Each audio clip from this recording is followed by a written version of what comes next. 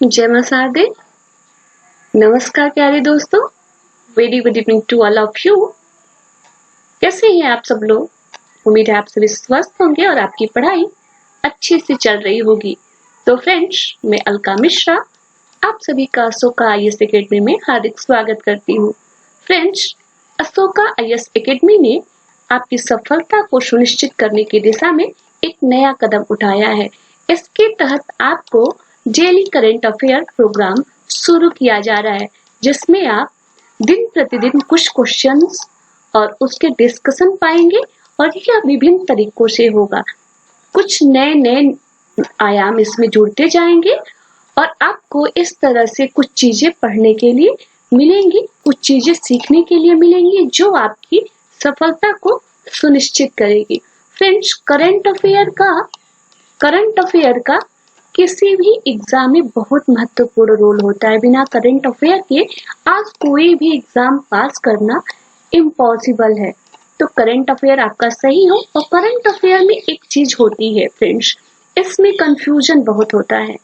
इसमें बहुत सारी चीजें ऐसी होती हैं जो हमें बिल्कुल साधारण लगती है, लेकिन उसमें थोड़ी सी भी गलती हमारी सफलता की जो संभावना है उसे कम कर देती है। तो आपकी इस सफलता में कोई रुकावट ना आए, कोई बाधा ना आए, कोई व्यवधान ना आए, इसके लिए यह इनिशिएटिव शुरू किया गया है। तो फ्रेंड्स, आइए शुरू करते हैं, क्लास को कंटिन्यू करते हैं।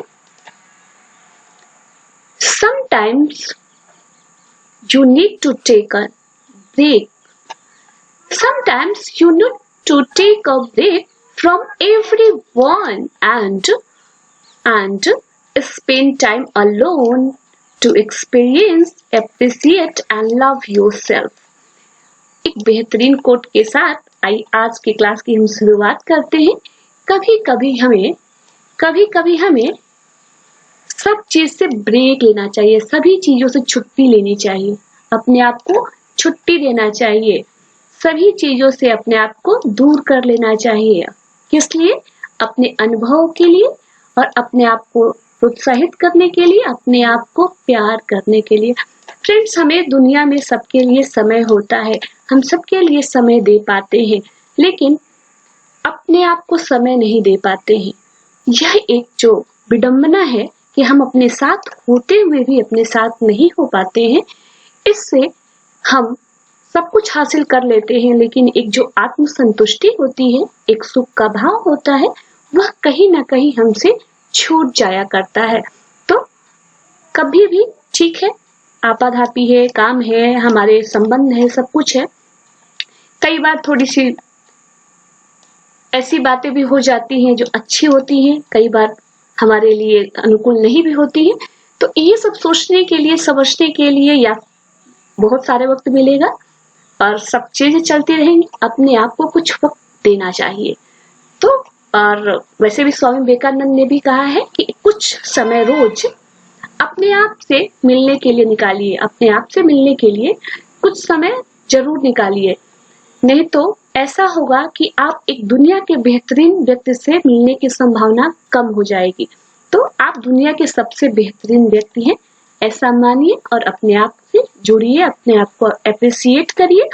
अपने आप को आप अप्रिशिएट नहीं करेंगे, आप लव नहीं करेंगे, तो फिर आपको कौन करेगा? इसलिए सबसे पहले अपने आप से प्रेम कीजिए, अपने आप को प्रोत्साहित कीजिए, अपने कार्यों को सराहिए। इससे आपका विश्लेषण अच्छा होगा और यह आपके लिए अच्छा होगा। तो फ्रेंड्स, आइए ऐसे ही अच्छी बातों के साथ क्लास को शुरू करते हैं।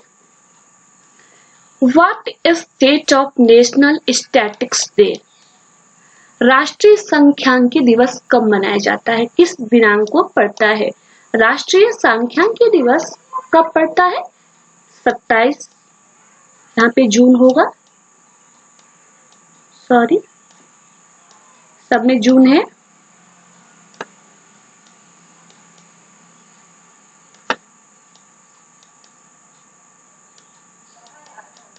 जून, 29 जून, 28 जून या फिर 30 जून।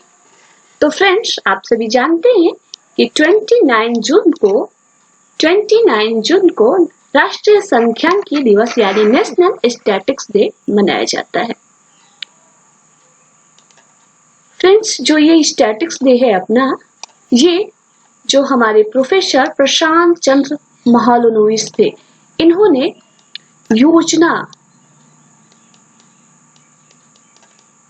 योजना निर्माण में इनके योगदान की सराहना के कारण इन्होंने, आप जानते हैं कि भारत में जो अभी तक 5 ईयर प्लानिंग प्रोग्राम चलता था, इसमें इस तरह की योजना के निर्माण में प्रोफेसर प्रशांत चंद्र पीसी महालनोबिस का इम्पोर्टेंट योगदान था।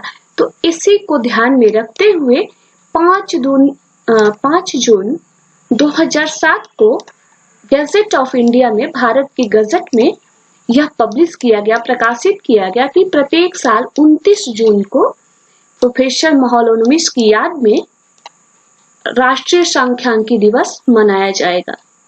तो फ्रेंड्स, पीसी महालनोबिस जो है एक सांख्यिकीविद थे, एक बहुत महान सांख्यिकीविद थे, जिन्होंने भारत की जो योजना, आर्थिक योजना थी, उसके निर्माण में महत्वपूर्ण भूमिका निभाया था जिन्होंने। इसलिए इनके जन्मदिन को 29 जून को राष्ट्रीय सांख्यिकी दिवस के रूप में प्रत्येक साल मनाया जाता है। और ये कब से मनाया जा रहा है? तो ये 2007 से मनाया जा रहा है और ये 5 जून 2005 के गजट में इसे प्रकाशित किया गया था। फ्रेंड्स, जो नेशनल स्टैटिस्टिक्स डे है 2020, इसकी जो थीम है, इसको सस्टेनेबल डेवलपमेंट गोल 3 एंड 5 से जोड़ा गया है। Friends, SDG sustainable development goal के बारे में आप जानते होंगे, ये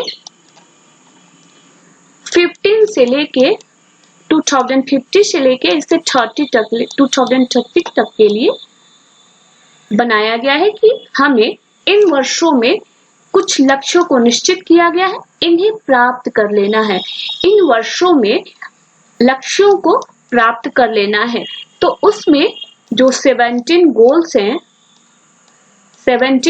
हैं, उसमें से जो गोल नंबर 3 है, उसमें है ensure healthy life and promote well-being for all at all age, यानी सभी उम्र के लोगों के लिए जो है, सभी लोगों के लिए स्वस्थ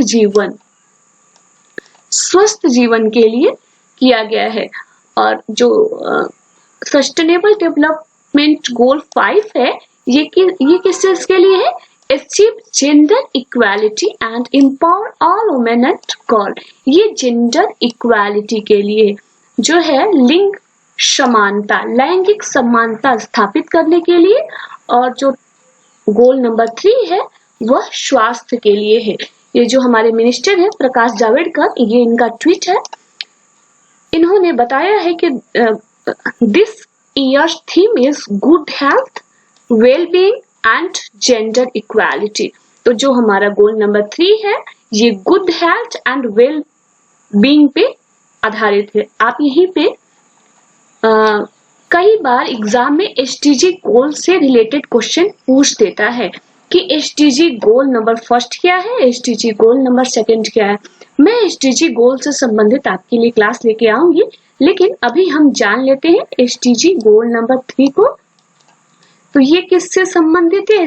SDG 3 good health and well being, good health and well being से संबंधित है। And goal number 5 gender equality के लिए, जेंडर इक्वालिटी के लिए, यानी good health and well being, अच्छा स्वास्थ्य और अच्छा अनुभव करना, अच्छे से अच्छा जीवन का स्तर होना चाहिए। और क्या होना चाहिए? गोल नंबर 5 में लैंगिक समानता स्थापित हो। तो यह थीम है हमारे राष्ट्रीय सांख्यिकी दिवस की। तो फ्रेंड्स, आप जानते हैं कि जो एसडीजी गोल जो है सस्टेनेबल डेवलपमेंट गोल, यह यूनाइटेड नेशन का एक महत्वपूर्ण प्रोग्राम है, जिसके तहत दुनिया में एक ऐसी दुनिया की कल्पना की गई है जहां पे लगभग सभी के लिए जो मूलभूत जरूरत की चीजें हैं वह उनको मिल सके। तो ऐसी कामना के साथ इसके पहले MDG था, मिलेनियम डेवलपमेंट गोल। उसमें बहुत सारी कुछ कमियां रही, बहुत सारी कुछ अच्छाइयां रही, बहुत सारे लक्ष्यों को हम प्राप्त कर पाए, कुछ चीजों को हम नहीं कर पाए। तो उन कमियों को सुधार करते हुए 2015 से 2030 के लिए नए गोल निश्चित किए गए हैं। तो फ्रेंड्स, आप इसे देख लीजिएगा, ये बहुत इंपॉर्टेंट है। नेक्स्ट क्वेश्चन देखते हैं। Which Indian state government to start a plasma bank? Which Indian state government to start a plasma bank? Rajasthan, Haryana, Delhi and Mumbai. तो फ्रेंड्स, इसका आंसर हो जाएगा दिल्ली। और आज ही दिल्ली के जो मुख्यमंत्री हैं अरविंद केजरीवाल जी, इन्होंने दिल्ली में फर्स्ट प्लाज्मा बैंक जो है स्थापित करने का घोषणा किया है। दिल्ली के जो चीफ मिनिस्टर है अरविंद केजरीवाल जी। और ये प्लाज्मा बैंक किस लिए स्थापित हो रहा है? तो ये कोरोना जो कोविड-19 के पेशेंट है जो ठीक हो गए हैं वो अपना प्लाज्मा डोनेट करेंगे और इस बैंक में रखा जाएगा, सुरक्षित किया जाएगा और इसको मरीजों को दिया जाएगा जो मरीज कोविड-19 से पॉजिटिव पाए जा रहे हैं, उनको ये प्लाज्मा थेरेपी दी जाएगी। तो प्लाज्मा थेरेपी के विकास के लिए एक भारत का पहला प्लाज्मा बैंक स्टेब्लिश किया गया है। तो ये कहाँ किया गया है? दिल्ली में किया गया। फ्रेंड्स, अभी जानते हैं कि कोविड-19 के लिए बहुत सारे तरीके खोजे जा रहे हैं ताकि इसका इलाज सुनिश्चित किया जा सके, लेकिन अभी तक कोई कारगर इलाज अभी तक ढूंढा नहीं जा सका है। बहुत सारे लोग प्रयास कर रहे हैं, रातों दिन मेहनत कर रहे हैं, लेकिन वास्तव में अभी तक कोई कारगर इलाज सामने नहीं आ पाया है। तो फ्रेंड्स, इसे रामबाण इलाज मत मानिएगा। और वैसे जब संबोधित कर रहे थे चीफ मिनिस्टर, तो उन्होंने कहा था कि इसे संजीवनी मत मानिएगा, इसे संजीवनी मत मानिएगा, आपको अपना ख्याल रखना चाहिए। तो फ्रेंड्स, भले ही प्लाज्मा थेरेपी के लिए प्लाज्मा बैंक शुरू हो गया है, हमें जो कोविड-19 से बचने के तरीके हैं उससे अपनाए रखना होगा ताकि हम स्वस्थ रहें और तभी तो हम अपने जीवन का आनंद उठा पाएंगे। तो फ्रेंड्स, आइए नेक्स्ट क्वेश्चन देखते हैं।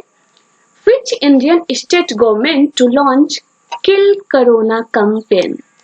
Kill Corona campaign यानी किस भारतीय राज्य ने किल कोरोना कैंपेन को शुरू किया है?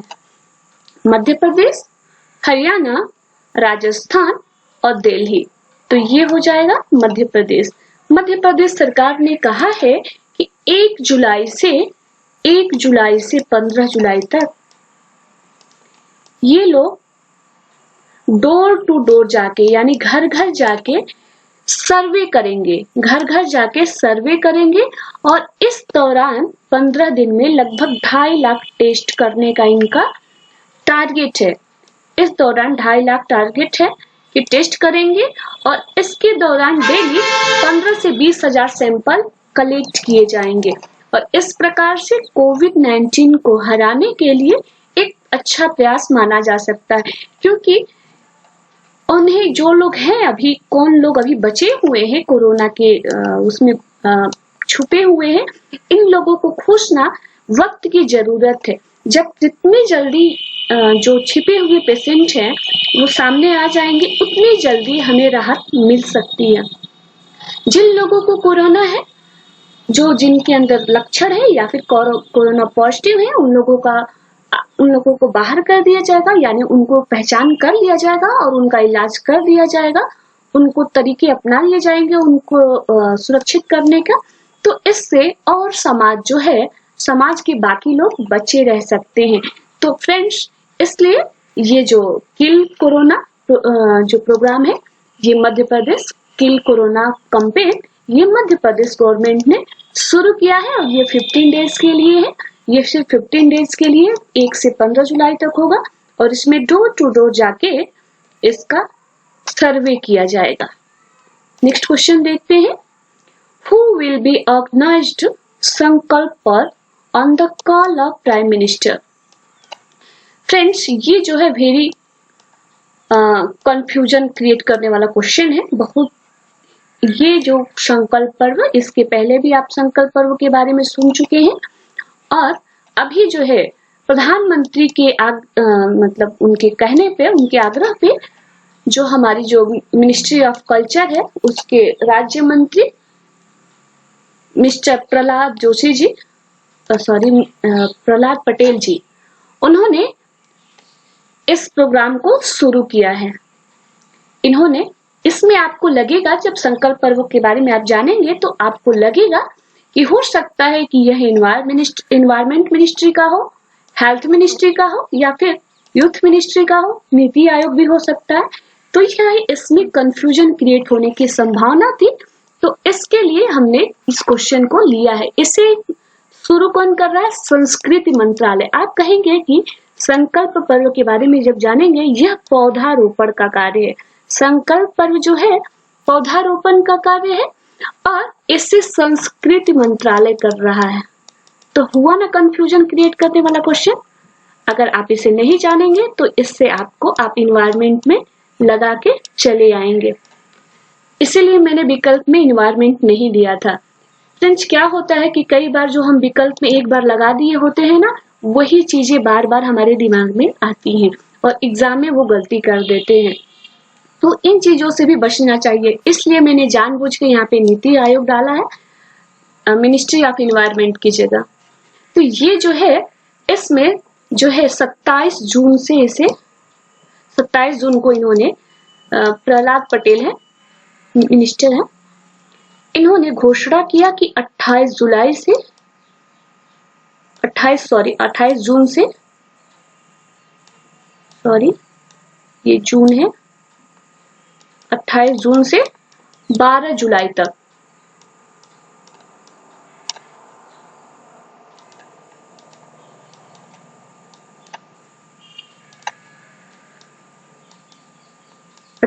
जून से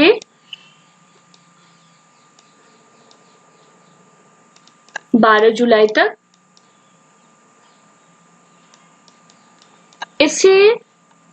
इस प्रोग्राम को चलाया जाएगा। इसमें क्या होगा कि इसमें 5 प्रकार के वृक्ष रोपित किए जाएंगे। इसमें 5 प्रकार के जो पौधे हैं उनका रोपण किया जाएगा, और इन पौधों में है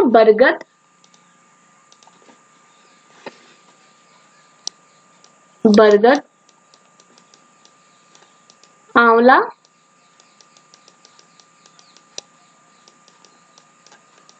पीपल,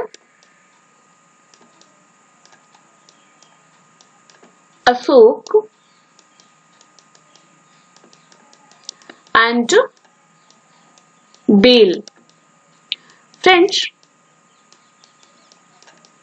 इन पौधों को औषधीय, भारत की जो औषधीय विरासत है उसे दर्शाता हुआ मानते हैं।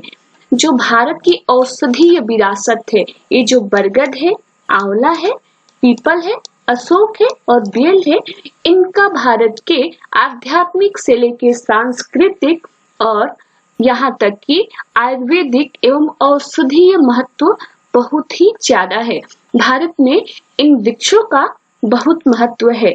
सांस्कृतिक, धार्मिक, आर्थिक, हर प्रकार से इन वृक्षों का महत्व है, और इसलिए इन 5 वृक्षों को रोपने का ताकि इन्वायरमेंट भी सुधरे और स्वास्थ्य भी सुधरे।